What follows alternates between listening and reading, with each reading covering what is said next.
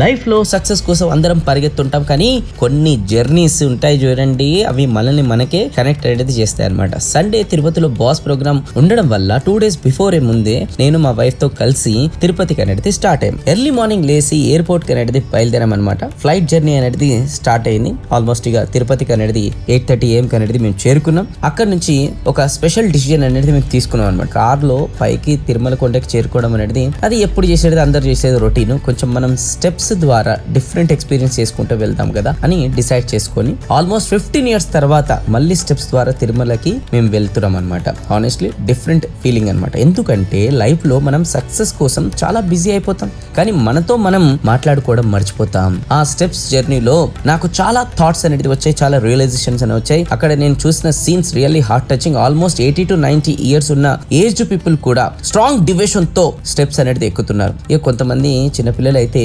బొట్టు పెట్టుకుంటూ మరి స్మైల్ తో డెడికేషన్ తో స్టెప్స్ అనేది ఎక్కుతున్నారు. అక్కడ నాకు ఒక లెసన్ అనేది అర్థమైంది అనమాట. ఏజ్ ప్రాబ్లం కాదు, మైండ్ సెట్ మనకి ఇది పెద్ద ప్రాబ్లం. ఇది మనం స్మాల్ స్ట్రగుల్స్ కి స్ట్రెస్ అనేది అయిపోతాం అనమాట. కానీ అక్కడ డివోషన్ తో పీపుల్ ఎలా ఎఫర్ట్స్ పెడుతున్నారో చూస్తే లైఫ్ మీద గ్రాటిట్యూడ్ ఆటోమేటిక్ గా అనేది వస్తుంది. అలా జర్నీ అనేది కంప్లీట్ చేసి తిరుమలకి రీచ్ కాగానే వర్షం పడ్డది. అబ్బా ఏం వెల్కమ్ అనిపించింది. ఇక నాకు హాస్పిటాలిటీ కూడా చాలా బాగుండే అనమాట. మేము ఆదిత్య బిర్లా గెస్ట్ హౌస్ లో మేము చెక్ ఇన్ అనేది అయినాం అనమాట. దాని తర్వాత ఇక ఈవినింగ్ సరదాగా టెంపుల్ చుట్టుపక్కల కూడా కొంచెం ఎక్స్ప్లోర్ చేద్దాం, బాగుంటది ఈవినింగ్ వైబ్ అని చెప్పేసి ఇంకా ఈవినింగ్ మేము టెంపుల్ చుట్టుపక్కల కూడా ఎక్స్ప్లోర్ చేసామన్నమాట. అప్పటికే ఇక డిన్నర్ టైం అయింది. ఇంకా మేము అక్కడ మంచి భోజనం అనేది స్వీకరించామన్నమాట. సింపుల్ ఫుడ్, కానీ ఆ టేస్ట్, ఆ డివోషన్, ఆ సర్వీస్ స్పిరిట్ 5 star హోటల్లో కూడా అట్లాంటిది దొరకదు మనకి. ఆ ఎన్విరాన్మెంట్ లో ఒక పీస్ అనేది ఉంటుంది. ఈ హోల్ జర్నీ నాకు ఒకటే గుర్తు చేసింది అనమాట. సక్సెస్ అంటే మనీ మాత్రమే కాదు, ఇన్నర్ పీస్ కూడా సక్సెస్. ఇలా డే ఇలా ఫైనల్ గా ఎండ్ అయితే అయ్యింది. రేపు మార్నింగ్ ఇంకా దర్శనం అనేది ఉందన్నమాట. సో ఆ దర్శనం ఎలా జరిగింది, దాని తర్వాత